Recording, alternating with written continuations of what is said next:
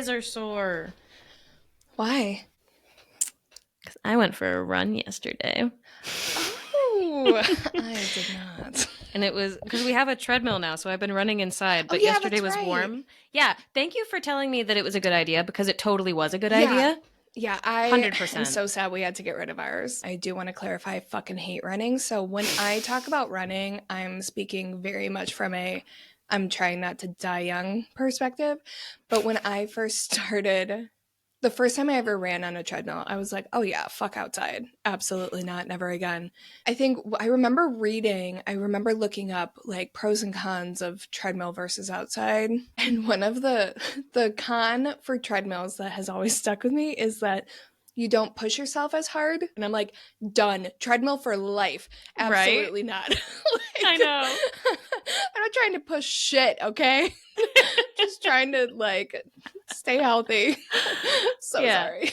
I fucking love treadmills, man, because I can be goofy on, because it's just like in our spare bedroom, so nobody's in there watching me. So I put on music that's the same like rhythm or like same tempo as what I'm running at, and I just Pink Pony Club has been on fucking repeat for months. Yes. Yeah. Last time I ran was before Chapel Roan was even a thing. Nicki Minaj was big for me. Nice. Yeah. That would be, oh man. My cardio. Nicki Minaj was my cardio soundtrack. That would be good cardio music. Mm-hmm. Oh, what was the, Encanto? Did you watch Encanto? Oh my God, yes. We Don't Talk About Bruno? Fucking love running to that song. Oh, Got a little salsa stuff in there, yeah. The bad part about having the treadmill in the guest room is that, like, usually when I run, it's after work, so it's dark outside because it's winter. And it's right in front of a window looking outside, so I can see, like, Christmas lights and trees. But it also means I can see myself, and I have never been so sad as when I look at myself after, like, 15 minutes of running. That was part of why I loved having a treadmill, because I like the only other time I ever ran on the treadmill was at the gym. Every single treadmill was up against the mirror. And I'm like, so there's nothing else to look at. You have to look at yourself or the screen or your phone or something. Yeah. Some people like that though, because they can like eye contact, but those are the people that like want to push themselves. I don't like pushing myself. I just like being happy with where I am in life. I'm not gonna push myself. You're lucky I'm even goals. Here. Fuck goals and resolutions. More on that later. Speaking of which, yeah. Happy New Year's, everybody. Happy New Year's. Yay. Made it through another one. If you are listening to us on Tuesday, it is literally New Year's. So thanks for spending your New Year's with us. Normally we have a story for you, but we don't today. Instead, we have I jumped the gun. Some booze. No stories, all booze. Should we talk about what we're drinking? Yeah. Yes, oh, and also, okay, wait. Let me explain why we're drinking real quick. So normally we eat ice cream, but it's a fifth Tuesday. It's one of those random fifth Tuesdays you get every few months. So this is outside of our normal pattern. Instead of bringing you just one story, it's going to be kind of a medley of everything having to do with dreams and nightmares and some fun New Year's stuff. And instead of alcohol, we have...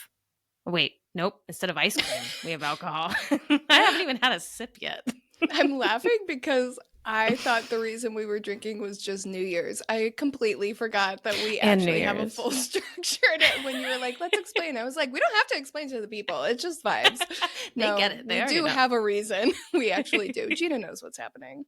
So I found this on Instagram/Pinterest. I don't remember which one. But it's a holiday French 75 from Drinks with Danica is the name on Instagram. It is just a French 75, which is gin, lemon juice, and sparkling wine. But there's also cranberry syrup, but I have cranberry juice because I didn't have time to make syrup. Sorry. And edible glitter. We love a glittery cocktail. Let's have a sip. Yeah? Yeah. Cheers. I like that. I do too. It tastes just like a French 75. And then there's like a little after taste of cranberry. Oh, I like that a lot. Yeah. let's jump in because we have so You much want to we talk want to about get some through today. Yeah, some dreams and some Talk nightmares. about some dreams. We have something special. Basically, we finally got a non-family member story from someone. So huge shout out to our friend Brooke. She sent us a story about one of her dreams, or like not even one of, there's a few mentioned. And Gina is going to walk us through that one. We were very excited. I don't think, I'm trying not to dive all into like the fangirling, but we're just so grateful that people are listening. And when someone actually sent in the story, we both were like, it's happening. So thank you so much for sending in your story. All right, so I'm going to read Brooke's story. I grew up on a farm, and my parents owned our farmhouse until I was around 20. Up until I was 16 or 17, we had the same couch from what I can remember.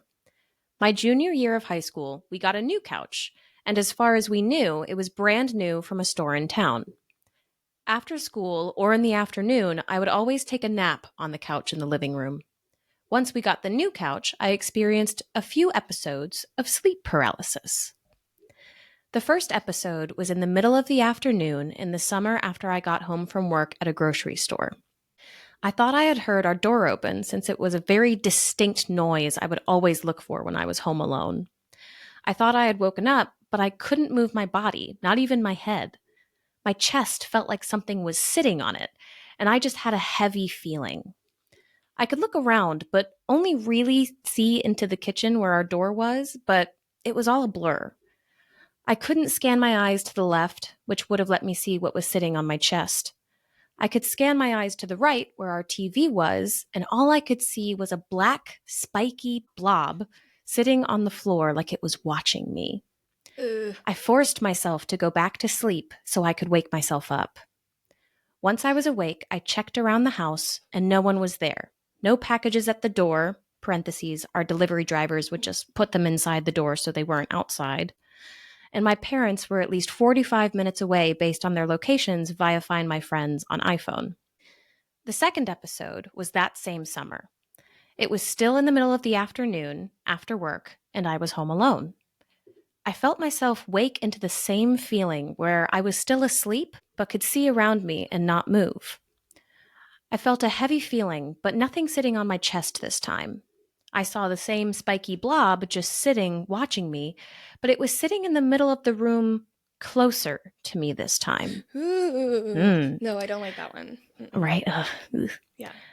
I forced my eyes closed, trying to go back to sleep, and all I saw was an old picture of a group of people. The image was blurry except for one woman. I had no clue who the woman was and couldn't recall seeing that picture ever. I didn't sleep much on that couch again. When I was 20, my parents sold the farm and moved to town, taking the same couch to have in their front room. I lived with them for about 6 months after I graduated college, and after work, I really wanted to take a nap one day. I didn't have sheets on my bed since I washed them, so I took a nap on the couch in the front room. My parents weren't home yet, so I set an alarm on my phone and took a nap on the couch. I didn't feel like I was asleep for very long when I heard an alarm go off. That wasn't my phone. It was in my head. In my dream, the same image of the woman was thrown at my face with an alarm blaring. The heavy feeling started settling in again, and I forced myself awake and got off the couch. That night, I was talking to my mom in the front room and told her about the 3 episodes. I described the picture of the woman as best as I could, and she went and got an old family photo book that I had never seen before. The picture was in there. It was my great-great-grandmother, who had supposedly been the worst person we have had in our family. The only thing that my family members had remembered about her was that she hated when people took naps when they weren't really young children. I have never had episodes since then, no matter where I sleep or take naps. What? Spooky! That is so spooky. Right? It's such a good ending. That paints such a picture of who that woman was. Because, she probably was like, oh, they're lazy, they're this, they're that. Like, just a grumpy old lady. That's such a distinct thing to be mad about. When I was your age, I slept for 10 minutes every 2 weeks. Yeah. Yeah, exactly. But also, like, what the hell was that spiky thing? The spiky thing. I've never heard a sleep paralysis demon be described as a spiky blob, and that's very unsettling. I've experienced, like, kind of fuzzy looking things when I'm, like, dreaming and stuff, but, like, spiky? I'm imagining, like, a sea urchin, but I don't know if that's what I was picturing, too. Is that what you're... Yeah. I also wonder what the deal was with the couch. If it was like why that this couch specifically. Yeah. Yeah, because she said it never happened anywhere else ever again, right? Mm-hmm. But she also said that when they bought it, as far as they knew, it was brand new, but not 100% sure. So maybe it had some negative energy in there. Or maybe it looked very similar to a couch that her, what was it, great-great-grandma had, or something like that. Maybe it was something like that. Yeah. Or it, like, had a portal to the underworld sewn into the lining or something. Oh, yeah. No, that's it. I changed my mind. It's that one for sure.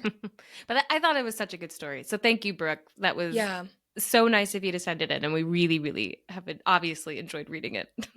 This is awesome. Thank you. Yeah, that was cool. That was good. Cool.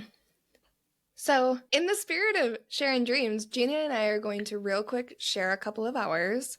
I had one planned. I told Gina this just moments before we started recording. I had one planned, and then I had a dream with Gina in it just last night. So I'm going to tell that one instead because it's hard for me to remember my dreams nowadays. So when I woke up and remembered that dream, it was a big deal for me. So I'm just going to go with that one. All right.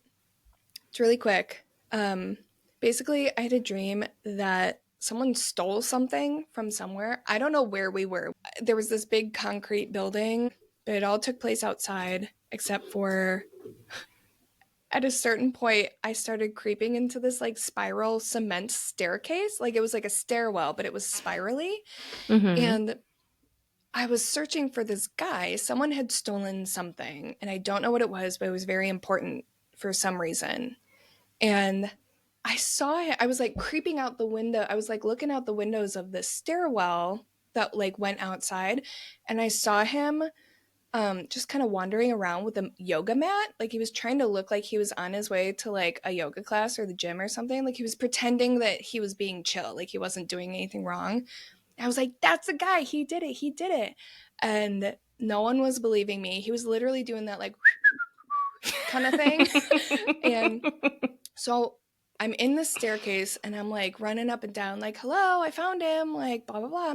And finally I find you, Gina, sitting on one of the stairs, chain smoking cigarettes in one of those Cruella de Vil like stick things. Yes. And I was like, hey, we gotta go. I found the guy. We gotta like get blah, blah, blah back, whatever was stolen. And you just literally go, that's not my vibe. I was like, what? Dream, Gina. You were just like, it's like not like pertinent. Like we don't need to go after him. It's not pertinent. And I was like, oh, does no one care what's happening? And you were like, we love your energy, but we're not worried about this at all. And I was like, oh. So then I just joined you on the stairs. Why does Dream Gina have such a fucking attitude? so just vibes. Jeez. No thoughts, just vibes. Yeah. I mean, I kind of dig it. I'm not gonna lie. I would help you hunt down a thief, but I know you staircase would. And that's Gina why, chain smoking with a cigarette extension, whatever, is very cool. The analysis that I am giving this dream is like neither of us acted in that dream the way we would actually act in real life. True. But both of us acted the way I think people who don't know us very well would expect us to act. I don't know what that means or why I dreamt it, but do you know what I mean? Do you agree? I do know what you mean. Yeah. Yeah. I almost feel like it would be opposite in real life. I think it kind of would. Like, I don't think either of us would just straight up dismiss the other one. But you weren't dismissive. You were like, hey, girl, you're stressing yourself out. You need to chill. It wasn't like, no, fuck you and what you care about. It was like, you need to take it down. This is not pertinent. That's so funny. Yeah, you were just like, this is not... This is not my brand, Kathryn. I can't be chasing down burglars and bandits. Not the vibe. You literally said that's not the vibe right now. Yeah. Anyway, that was my dream. Love that. Thank you so much for sharing that. I also had a dream with you in it the other night, and it was really weird. Oh, really? It was one of those dreams. I had it like about, I don't know, like less than a week ago, and I've probably told Tom about it 5 times because I can't stop. It was just such a weird, surreal fucking dream. Okay. So you know those frozen yogurt places where you can put all of the toppings on and you get like charged by how much it weighs or whatever. Mm-hmm. So I had a dream that you, me, Tom, and one of my colleagues at work were going to go to one of those places. And we were in the UK Not somewhere. Phil. We were like in England. Not Phil. No, it was one of my Phil's colleagues not at work. invited. Phil's not in the dream at all. And so we go there. And first off, it looks like, you know, when you're in a museum, if you go to an area that has like minerals or jewels in it, and it's always very low lit with like spotlights on specific things and like the little lights along the floor. That's what it was like. And it was also massive. And there were like huge signs on the wall all over the place, like vanilla, dairy free, like just all of these big frozen yogurt related things. And so we go over to one and we're trying to get some frozen yogurt out, but it's just like very thick milk. And we're trying everywhere, and it's just like thick milk, thick milk, thick milk. And so we go over to Tom and my work colleague, and we're like, yo, this isn't frozen yogurt. Like, what the fuck are we doing here? And they're like, oh, no, that's just what frozen yogurt is here. I think part of it is because over here, a milkshake is not like a thick, like mixed up thing of ice cream. It's just like flavored milk, basically. It's insane. It should be illegal. I did not know that. It's so, yeah. So if you go to the store and buy a chocolate milkshake, it's like chocolate milk, like very thick chocolate milk. That's so interesting because like flavored milk exists here. It's just called flavored milk. You call it what it is because we're normal people. But it's one of those things that's like constantly, it makes me so angry that it's not a thing. And so I remember talking with someone at my work Christmas party last week about it. And I think like that just manifested in real life. In real life. Oh, okay. And then I think it just manifested in a crazed anger dream where you and I were riling against the UK version of, in my head, frozen yogurt. That's so funny. And then the other dream that I wanted to share. I'm curious about this one. my pet raccoon. I do want to say for our friends at home, it says in the notes, quote, my pet raccoon, sad face. Sad face emoticon. Because it was a recurring dream that I had when I was a kid. Like, yeah, like young, like younger than 10. I don't remember exactly how old. And the dream was that I was in like a Little House on the Prairie situation, like Laura Ingalls Wilder type shit. I'm outside my house in this big like wheat field, and there's a tree stump right next to me, and I don't know what I'm doing. I'm like harvesting wheat or some shit. And I have a little pet raccoon that's on the tree stump. And all of a sudden I look up and there's this big ass tornado and I don't know what to do. And it moves too quickly and it sucks my pet raccoon up. And then I have to like run home knowing, and this, like, it would happen every couple of weeks when I was a kid. And it was a horrible dream. Oh my God. Have we talked about this before? I feel like we've talked about maybe how it might have been used to have tornado dreams, but I don't know that one particular. If we have talked about it, it was probably like a drunken bar conversation years ago. I don't know that. Yeah, I don't think I know about that raccoon. So yeah, those are my 2 dreams: frozen yogurt and pet raccoons that are dead via Twister. God, that is sad. Okay, I get the little sad face now because that is quite sad. Well, it's been fun talking about our dreams, but you know who else has dreams? Everyone else for the entirety of history. So maybe we should talk about some stories and folklore that extend beyond our immediate circle. Good point. Let's do it. I am going to tell you the story of the Russian sleep experiment. Okay, so Russian researchers in the 1940s used political prisoners deemed enemies of the state as test subjects to identify what would happen to the human body if you stay awake for extended periods of time. They used a gas-based stimulant to keep the subject awake for 30 days.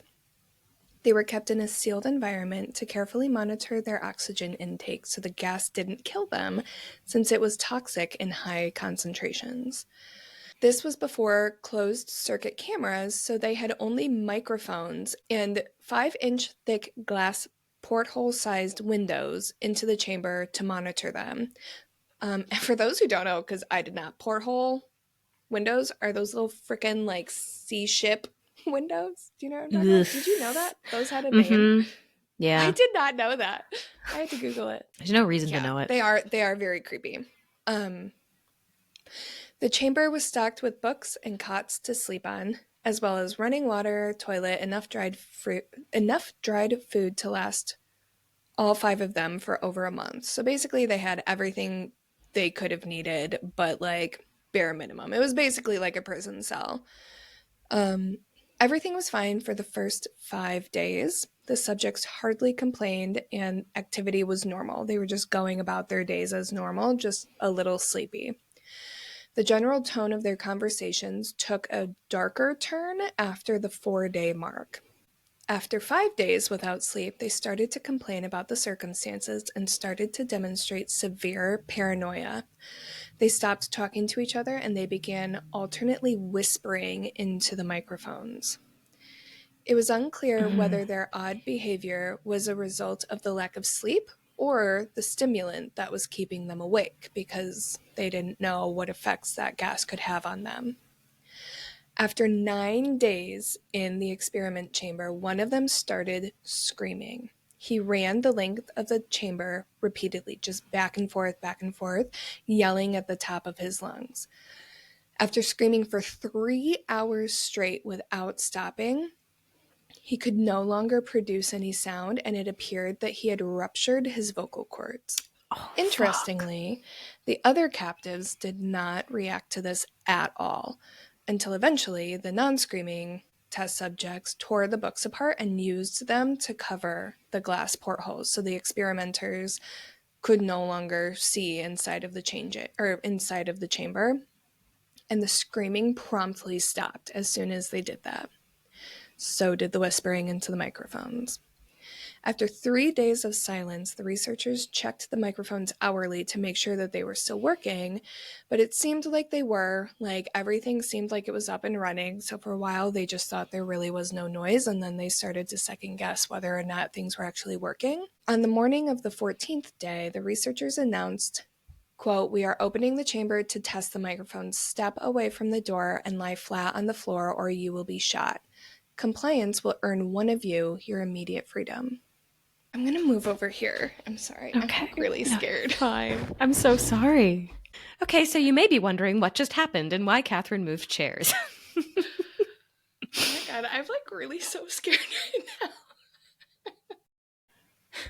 now. So there was literally just a ghost behind me. I swear to God. I'm so scared right now. Okay. That was, yeah. If you listen to this rather than watching, the way Kathryn's sitting, she has a big bookshelf right behind her. And we noticed that one of the books kind of looked like it was moving. And so we stopped, she stopped telling the story for a second. It was like reflecting light in a weird way. It looked like it was, like it looked like wiggling from where I was sitting. Yeah, I was like, what word did we use? Yeah, it looked like it was wiggling. Yeah, and then it kind of like looking grew. Back there and nothing was there. And like the wiggles like got bigger and turned into this weird like static, and I was like, okay, maybe it's just the camera getting like pixelated, but like, oh, maybe it's a joke, lol, let me like say something. So I said, okay, if there's a ghost here, can you please like give me a second, I'm trying to record an episode. And the moment I said that, it got like bigger and then stopped. Like completely stopped. And then I got like full body chills. It like felt like someone was in here too. Like that's the part that like it felt like I was like, is Cinnamon back there? Is she like fucking with something? Like that was weird. I didn't like that. Happy New Year's. Cheers. Yeah. Cheers. Oh my God. I literally was at like the whispering in the microphones had stopped. I don't know why that like creeps me out. I don't know. Oh my God, what if we catch something? What if something is like on the microphone? Would you just die? I'm getting ahead of myself. Sorry. I would live. My life would begin. This is what we're here for. Let me go back a couple of sentences. Hold on. On the morning of the 14th day, the researchers announced, quote, "We are opening the chamber to test the microphone. Step away from the door and lie flat on the floor, or you will be shot. Compliance will earn one of your immediate freedom." To their surprise, they heard a calm voice respond in a single phrase, quote, "We no longer want to be freed." Regardless, the researchers planned to enter the room. The gas was flushed from the chamber and filled with fresh air, and immediately voices from the microphones began to object. 3 different voices begged for the gas to be turned back on. The chamber was opened, and soldiers were sent in to retrieve the test subject. They began to scream louder than ever, and so did the soldiers when they saw what was inside. Only 4 of the 5 subjects were still alive, but they were badly injured. Their legs and arms and abdomens were so torn up it looked as if parts of them had been consumed. The soldiers and researchers all refused to return to the chamber to retrieve the subjects as they were scared to go anywhere near them. The subjects themselves continued to scream, demanding to be left in the chamber, and begged that the gas be turned back on so they could continue to stay awake. The researchers tried asking why they had injured themselves and why they wanted to be given the gas again. The only response they got was, quote, "I must remain awake." The researchers conceded and decided to connect them to EEG monitors so they could at least try to get more data on what was going on with them. They did not tell the subjects that they didn't plan to turn the gas back on because they suspected that that was leading to everything being crazy. After getting them back into the room, the researchers monitored one subject's brainwaves in surprise. They were normal most of the time, but occasionally his brainwaves would flatline inexplicably. It looked as if he was repeatedly suffering brain death before returning to normal. Finally, the man fell asleep and immediately flatlined after doing so. The only remaining subject that could speak started screaming for the gas to be turned back on. In the chaos, the commander panicked and locked one of the researchers in with the remaining subjects. The researcher immediately pulled his gun on the subject and demanded, "What is happening to you? What are you?" The subject simply smiled. "We are the madness that lurks within you all," he said. "We are what you hide from in your beds every night. We are what you sedate into silence and paralysis when you go to the nocturnal haven where we cannot tread." The researcher paused, aimed at the subject's heart, and fired his gun. The EEG flatlined as the subject weakly choked out, "We were nearly free." Ugh. So that is a creepypasta. Many of you probably know it. So this is not a true story.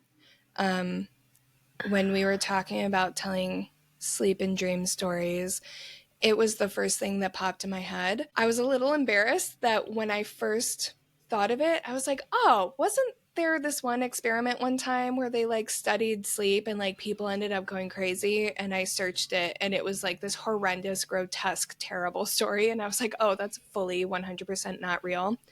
But that caused me to go down a rabbit hole. And it is very interesting, kind of the culture around this story, and the thing that makes it so well known is just that. It is the fact that it is so real and there is so much reality in it. This one particular story is not true, but the fact that prisoners of war, enemies of the state, the whole concept of people being captured and experimented on is very much a real life human thing, and that is a thing that really does happen. On the surface, it is a story about what kind of demons are lurking within you and around you that sleep is protecting us from. It's just a fun, creepy, cool ghost story.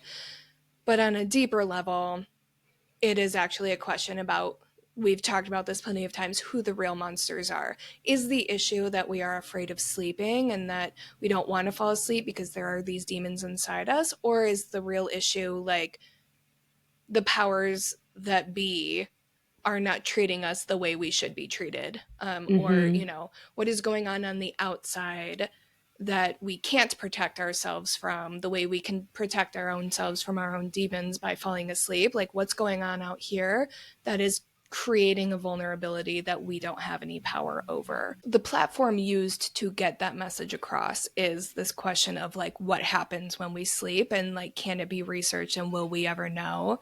But is that the biggest issue? Is that the thing we actually want answers to? Basically, based on that story, I don't want answers. That's I fucking don't terrifying. want to know. I don't want to know.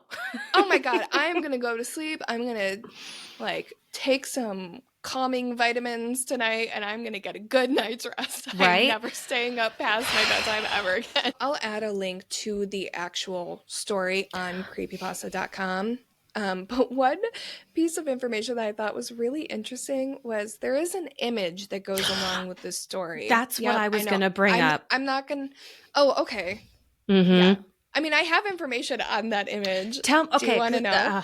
I do want to know, but that image will be burned into my brain until I die. I'm not going to share it because it is scary. I mean, it's very easy to find. Just anyone who is interested in it, just search Russian sleep experiment. It will come up. For those who haven't seen it, it's basically an image of a very skeletal looking zombie type person, just very emaciated. Like the skin is pulled back and you can like see the teeth, and like the eyes are kind of bugged out. Like they look like they haven't eaten in, you know, weeks. And it's just very disturbing. That image is of a Halloween decoration animatronic named Spasm. What? And yeah, the image was taken in 2005. This creepypasta, or this like particular story on creepypasta, I think was published around 2000, like somewhere between 2010 and 2013. There's some dispute where it actually originated. Some people say it was originally posted as a Tumblr story. Some people do claim that it is true. Like, you know, my brother's cousin's ex-girlfriend told me that her Soviet uncle was one of the recent, you know, it's like one of those. But those the Soviet first time uncles. It was tracked, right. Oh yeah, because it takes place in Soviet Russia. That's like a whole other like part of it, is like that fear of like whatever the fuck was going on during the Cold War. I don't even know.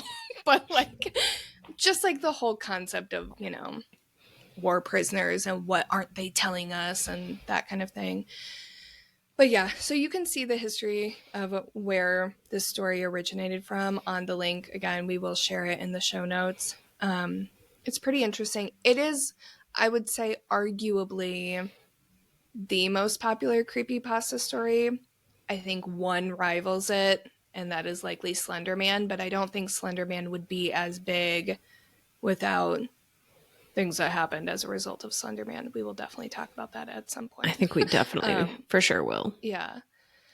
But anyway, just wanted to share a little story that like had to do with sleeping, but also anyway. Not. So anyway. It's like one of the most disturbing stories ever. Yeah. Yeah, it's grotesque. That freaks me out so bad. I will say, if you do go to the link that we will be sharing, that was a heavily edited version. It is very gruesome and very grotesque and very gory. So like, yeah, that's just my little disclaimer for you. I'm thoroughly creeped out. Yeah, me too. I do have some information about like folklore about dreaming. Do it. If you want to hear it. I'm interested in this. We've been talking about this one all month long. We like, have us too, but I still don't know like anything about it. You know, like we've been talking about it. Yeah, so I'm excited to finally learn. I think it's cool. So I'm going to be talking about mares. Not talking about a female horse. Mares are in folklore. They're a spirit, usually seen as like a female spirit, that was believed to sit on a person's chest, causing things like nightmares, sleep paralysis, a feeling of suffocation. A lot of the things that Brooke was talking about in her story are like what mares are said to cause by literally sitting on your chest while you sleep.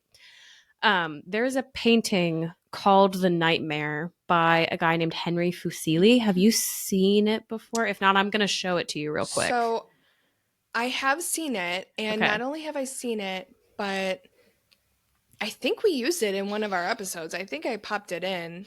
Really? Because in the YouTube, because because you talk about mares. Yes, you're right. I added it when we were talking about the science of dreaming, and then Phil and I were watching some true crime documentary, and they used that image for whatever they were talking about. Yeah. I was like, oh my God. It's so creepy. Yeah. So for anyone who hasn't seen it, I do recommend looking it up because it is just a very visually stunning piece of art. We can pop it in again if you missed the science of dreaming. Yeah, we can put it in again. Do that. Yeah. So don't look it up. Go to our YouTube. Yeah. Don't Google it. Just come to our YouTube.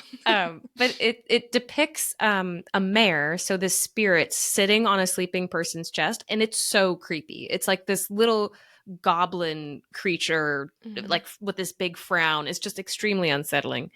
And that was painted in around the 1780s, so not a super long time ago in the grand scheme of recorded history, but it has become kind of this like very iconic depiction of how sleep paralysis feels. And it pulls that imagery from like this very old folklore about the spirit of mares.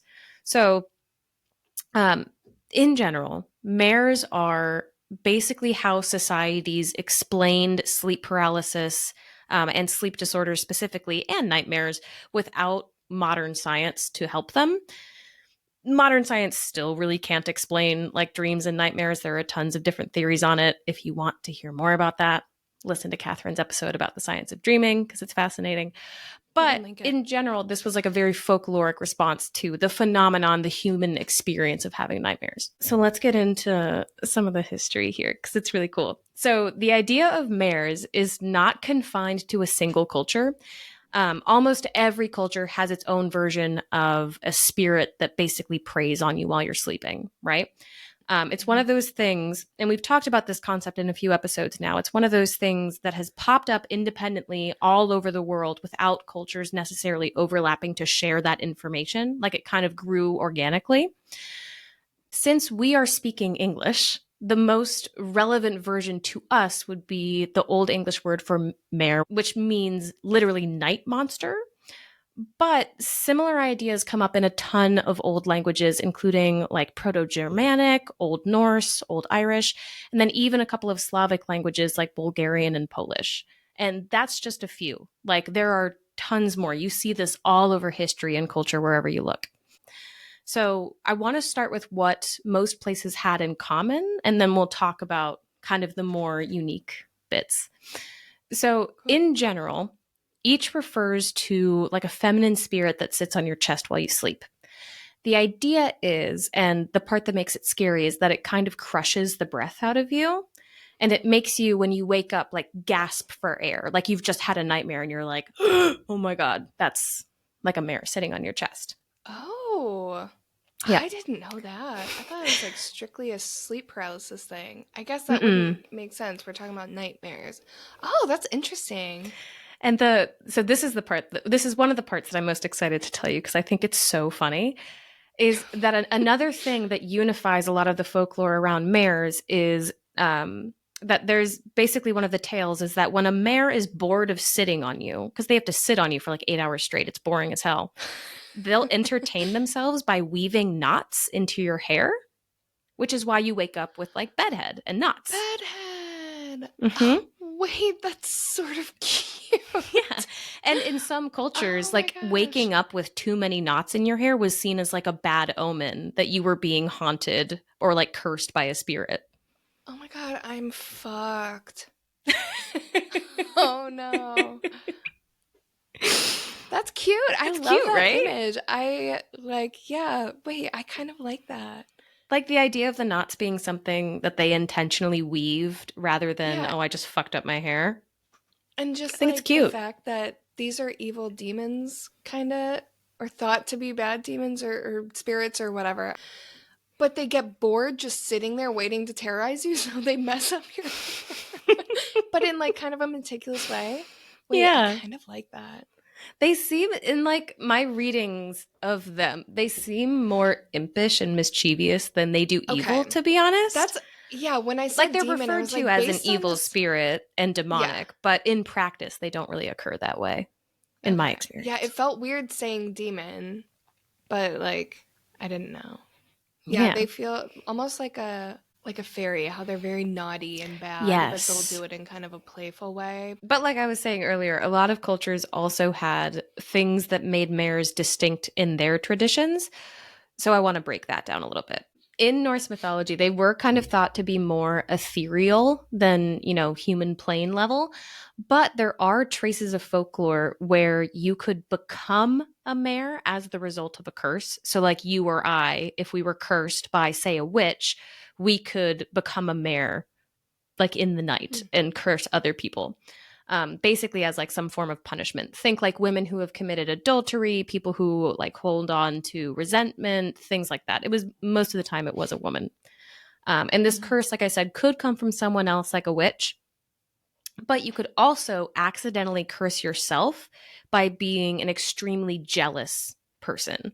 So if you hold Oh on to, no. like, if you covet others too much, you basically, like, you would go about your day-to-day life, la la la, you have no clue, and then when you go to sleep you come back as a mare, you haunt people, and then you wake up exhausted and you don't know why. So back in the day, if people were really tired all the time, it was like, oh shit, you might be a fucking mare, you're haunting people, that's why you're tired.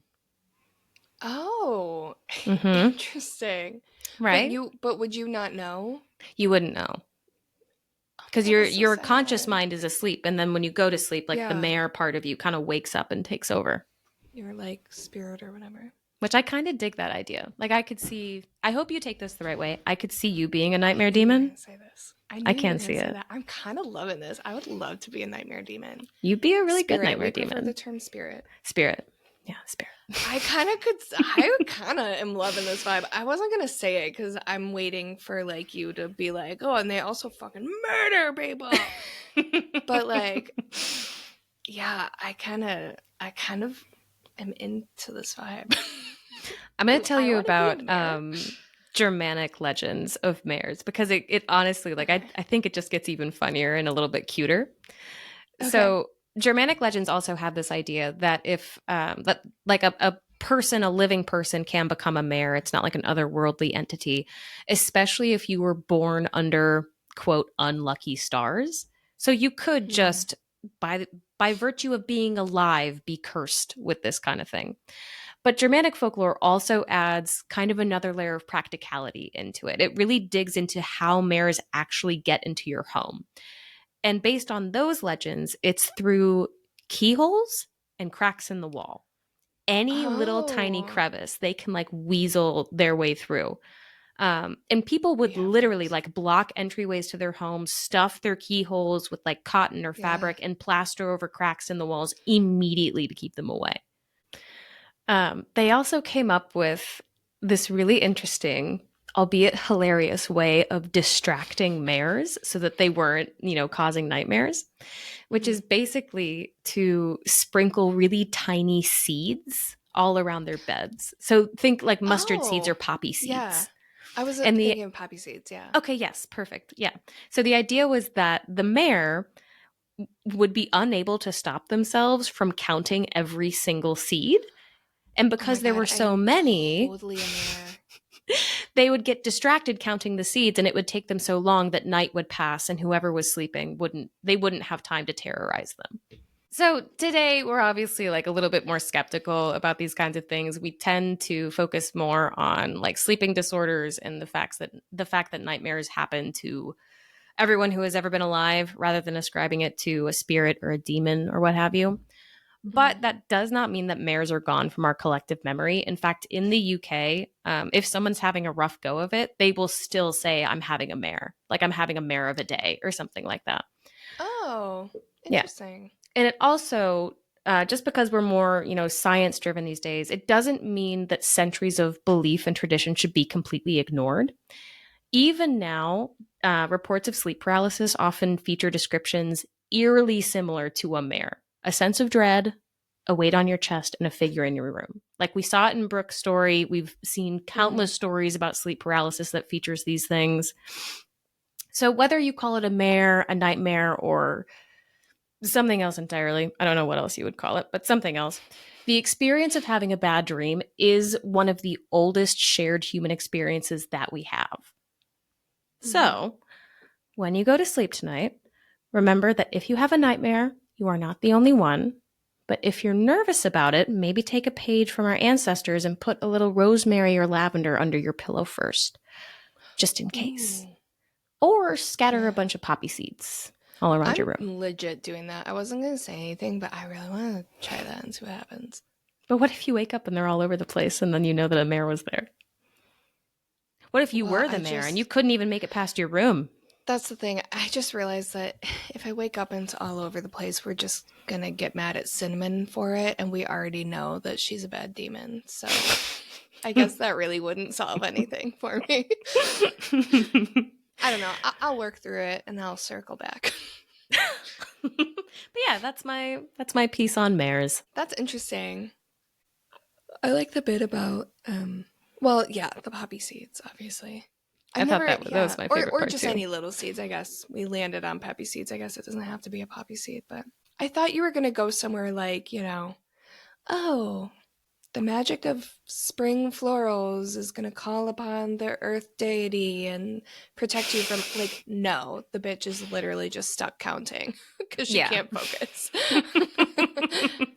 That did not go where I thought it was going to be very, magical and ethereal, and it was just no, she just can't. And it's such a specific kryptonite. That's such a niche seeds. Weakness. I simply must count the mustard seeds. What? I get it, though. I get it. If you're, showing up to work every single night, everything's the same night after night, and then all of a sudden you see a bunch of seeds, you're not gonna, wonder about that? I don't know. I gotta count these bitches. What are you talking about? Yeah. So next month, we're going to be talking about cemeteries. I'm very excited about this month. Me I keep too. forgetting what is next. I'm definitely in holiday brain mode. I know, me too. But yeah. I feel like it has so much wiggle room because you can talk about a specific cemetery or lore surrounding cemeteries or a ghost within a cemetery. There's so many things you can do with that. And I can't wait to share what we have planned. I was going to say, and we are choosing to do all of the above. Yeah. Yeah. It's going to be I think it will be a fun month. For the ice cream flavor, we're getting a little kooky for January, and we are doing ice cream mud cups. Woo! So it's mud cup, dirt cup. Have we talked about this? I think we talked about this. Which one is it? I'm saying mud cup because that feels appropriate for ice cream for some reason. I think I'm thinking meltiness. I don't know. Basically just a dirt cup. Think of a pudding dirt cup, but with ice cream instead of pudding. Please join us. I when I listen to podcasts, I don't sit down with a dish of ice cream to listen to them. But if you do ever join us with the ice cream, please let us know. I would love to see someone having a ice cream mud cup with us. Me too. Yeah, so let us know if you choose to do it. No rules. There's no recipe or anything. We will have very different dishes. So we'll share what we have. It might make rating a little bit interesting. That's okay. The artistic interpretation is the whole point. Yeah, there's no rules, just vibes.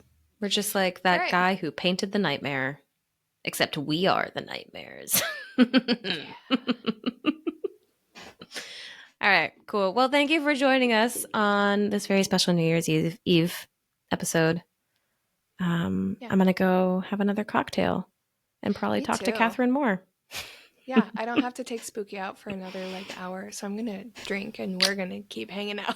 Beautiful. But you all have to leave and celebrate New Year's, okay? Have fun, stay safe, and keep it cool. And keep it creepy.